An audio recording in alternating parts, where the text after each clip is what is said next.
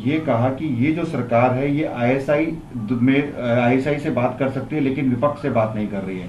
Rally में बीजिए, oxygen की कमी है लेकिन उसके बावजूद कोई ध्यान नहीं। देखिए, मैं समझता हूँ इसके दूसरे पहलू को तो जरूर देखिए। आईएसआई से बात हो रही है, दुबई में हो रही है, चलिए उसको दरकिनार करिए, लेकिन क्या यह सच नहीं है कि विपक्ष को सुनना नहीं चाहते आप?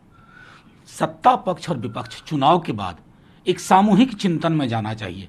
विपक्ष की ओर से कोई सलाह आती है, चाहे यहाँ केंद्र में हो या राज्य में, वहां तेजस्वी जी दे रहे हो, आप रिडिक्यूल करते हो, उपहास उड़ाते हो, और फिर 96 घंटे बाद, 12 घंटे बाद वही करते हैं। तो ये जो नजरिया है, इससे आप इस आपदा में नहीं लड़ पाएंगे। महत्वपूर्ण यह है, मैं बार बार दोहरा रहा हूं बीते कई दिनों से, 2 दिन का आप डेडिकेटेड सेशन कोरोना पे बुलाइए। पूरे देश में हाहाकार बचा हुआ है, केंद्र बनाम राज्य हो रहा है, राज्य बनाम राज्य हो रहा है, ऑक्सीजन नहीं मिल पा रहा है, जो महत्वपूर्ण दवाइयां हैं वो लोगों को उपलब्ध नहीं हो पा रही। आप हाहाकार देखिए सोशल मीडिया पे। हम सब अपने आप को इतना जिंदगी में असहाय कभी नहीं महसूस किए थे। ये कहीं तो इसकी जिम्मेवारी फिक्स होगी, या मान लें एक्ट ऑफ गॉड है। एक्ट ऑफ गॉड नहीं है, एक्ट ऑफ मिसमैनेजमेंट है, act of lack of assessment है, act of lack of imagination है। इन सब चीज के लिए अभी भी मैं बार बार दोहराता हूं कि सरकार की व्यवस्थाएं असफल होती हैं, खुशी नहीं होती। सरकार मेरी भी है, लेकिन यह असफलता क्यों हो रही है? हालात क्यों पैदा हो रहे हैं?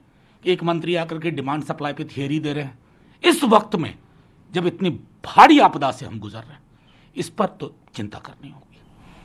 सर, भारत में 2,95,000 केसेस कोविड के आए हैं और 2023 डेथ।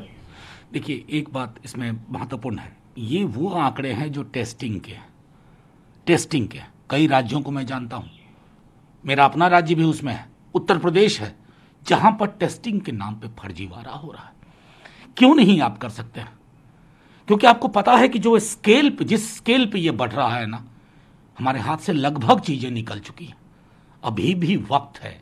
ये सिर्फ हम लॉकडाउन और कंटेनमेंट जोन के इस रिडल से निकल करके ये तय करें कि मैक्सिमम टेस्ट हो, ट्रैक हो, उसके बाद अपना दायरा बढ़ाएं। क्योंकि आप देख लीजिए सोशल मीडिया या जनरली लोग चित्कार कर रहे हैं, एक बेड दिला दो। लोग असफल हो रहे हैं, हम असफल हो रहे हैं, दवाइयां दिलाओ। ये क्यों हो रही है परिस्थितियां? ये मैं बार बार कह रहा हूं, ये हमने भारी भूल की कि बीच रास्ते पीठ थपथपानी शुरू कर दी कि हमने कोरोना पर विजय पा ली। अब कम से कम उस नजरिए को बदलना होगा। सर, पीएम मोदी ने संदेश में कहा कि लॉकडाउन जो है वो आखिरी ऑप्शन होना चाहिए। अब मैं पिछले वर्ष तो उन्होंने इसको पहला ऑप्शन बना दिया था, और तब भी हमने कहा था आपके माध्यम से कि लॉकडाउन दवाई नहीं है कोरोना के खिलाफ, ये वैक्सीन नहीं है, कोई साइंटिफिक एविडेंस नहीं है कि ये चेन को ब्रेक कर देता। कम से कम मैंने नहीं देखा अब तक।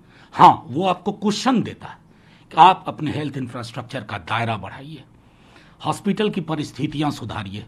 कल प्रधानमंत्री जी से बहुत उम्मीद थी, देश के प्रधानमंत्री है ना, हमारा प्रधानमंत्री कोई दूसरे थोड़े ही है, वही हैं।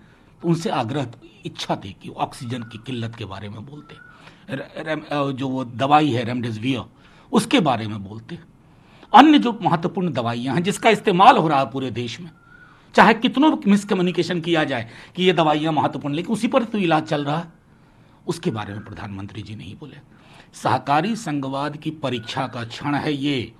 इसमें कोई ये मुगालते में ना रहे कि ये महाराष्ट्र का मामला है, बिहार का मामला है, उत्तर प्रदेश का मामला है। ये सारा मामला इस हिंदुस्तान का है, और प्रधानमंत्री जी को सकारात्मक पहल करनी होगी।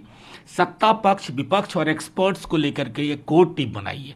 उसे आप नेशनल गवर्नमेंट कहिए या ना कहिए, एक कोर टीम बनाइए जो इस आपदा की घड़ी में दलीय दायरों से ऊपर उठ करके कुछ कर सके, कुछ सलाह दे सके।